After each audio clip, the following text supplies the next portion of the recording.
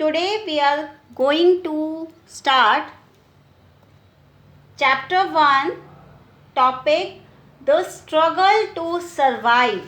Okay, the struggle to survive. Struggle means बच्चे संघर्ष, ठीक है, सर्वाइव जीने के लिए. ओके, तो फ्रेंच सोसाइटी में 18th सेंचुरी में कुछ ऐसा हुआ था कि वहाँ पे लोगों को जीने के लिए बहुत ज़्यादा संघर्ष करना पड़ रहा था. सो your question is, what were the causes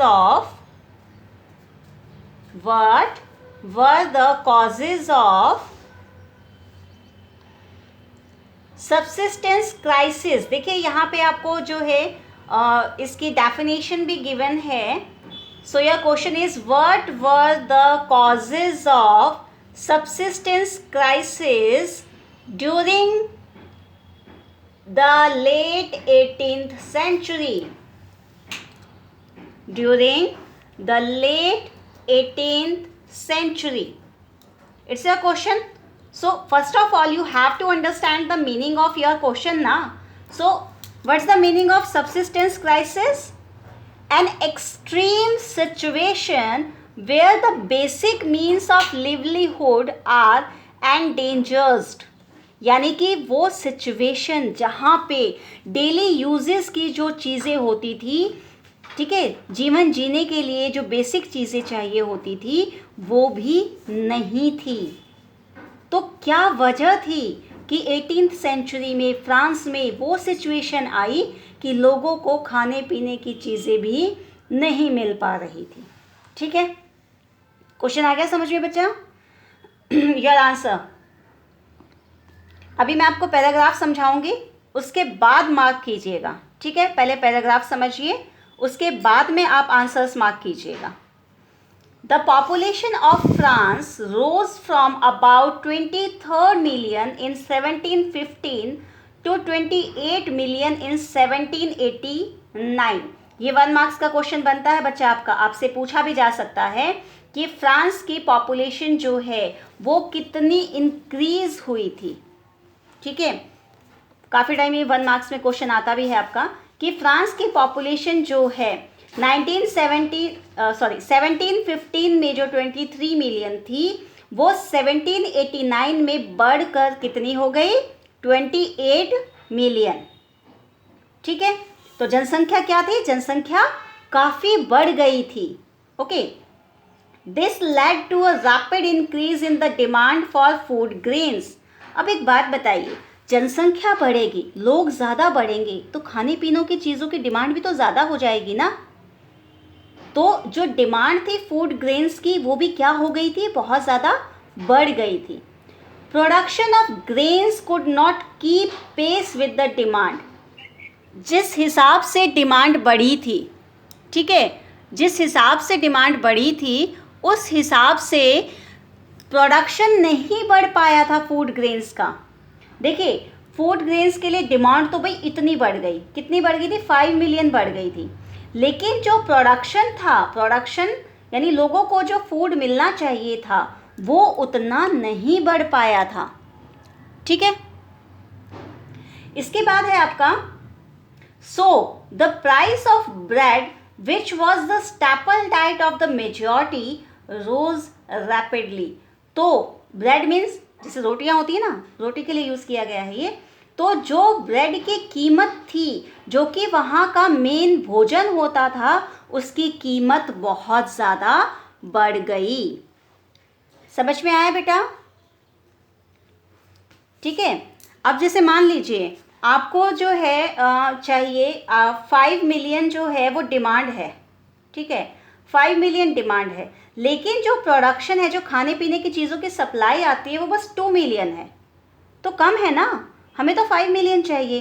तो ऐसे ही डिमांड बढ़ गई थी लेकिन सप्लाई नहीं बढ़ पाई थी, जिसकी वजह से जो ब्रेड के प्राइसेस थे, जो वहाँ का खाना मेन था, उसकी कीमत भी बढ़ गई थी. ठीक है, most workers were employed as labourer in workshop whose owner fixed their wages. अब बहुत से वर्कर्स जो श्रमिक थे वो ऐसे थे जो मजदूरों के तौर पे काम करते थे वर्कशॉप में, और जो उनके ऑनर्स होते थे उन्होंने उनका वेजेस क्या किया हुआ था, फिक्स किया हुआ था, यानी उन्हें एक फिक्स वेज मिलता था। But wages did not keep pace with the rise of price, लेकिन उनकी मजदूरी उतनी नहीं थी जितनी कीमत बढ़ गई थी। देखो मैं आपको एक एग्जांपल से समझाती हूँ। मैंने आपको ये कहा कि 5 मिलियन है ना, 5 मिलियन डिमांड बढ़ गई थी, ठीक है। 5 मिलियन क्या थी, डिमांड थी। किसकी डिमांड थी ये, फूड ग्रेन्स के लिए, खाने के लिए, ठीक है। फूड ग्रेन्स की डिमांड कितनी थी, 5 मिलियन थी। लेकिन जो फूड ग्रेन्स की सप्लाई होनी चाहिए थी वो 5 मिलियन के पास तक नहीं पहुंच पाई थी। तो उसकी वजह से क्या हुआ था कि आपके जो ब्रेड के प्राइस थे वो बहुत ज़्यादा बढ़ गए थे। एक चीज़ क्या थी कि जो वर्कर्स थे वो क्या थे, वो लेबर्स थे, ठीक है, वो मजदूर थे। उनके जो ऑनर्स हैं वो उन्हें क्या देते थे, उन्हें फिक्स्ड वेज देते थे, ठीक है, बंधी बंधाई मजदूरी होती थी वो। अब मान लीजिए वो देते हैं उन्हें 10 रुपये, ठीक है, और आपकी जो ब्रेड है वो है मान लीजिए 10 की ही है, तो उन्होंने 10 कमाया तो क्या 10 के 10 वो ब्रेड पे खर्च कर देंगे, तो फिर बाकी का टाइम अपने बाकी की ज़रूरतों को कैसे पूरा करेंगे। समझ में आ गया, ठीक है। नेक्स्ट देखिए, so the gap between the poor and the rich widened. तो जो अमीर और गरीब के बीच का गैप था वो क्या था, वो बढ़ गया था। गरीब और गरीब होते जा रहे थे, अमीर और अमीर होते जा रहे थे। Things became worse whenever drought और हेल रिड्यूस द हार्वेस्ट।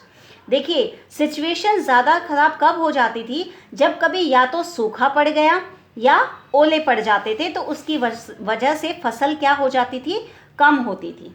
अब ये चीज़ तो आपको पता है ना, जब कभी आंधी तूफान आता है, जैसे मोस्टली अभी सीजन्स में होता है, जब हार्वेस्टिंग का टाइम होता है, कटाई का समय होता है, उस समय पे बारिश आ गई, ओले आ गए, तो फसल क्या होती है, बिछ जाती है ना, प्रोडक्शन कम हो जाता है।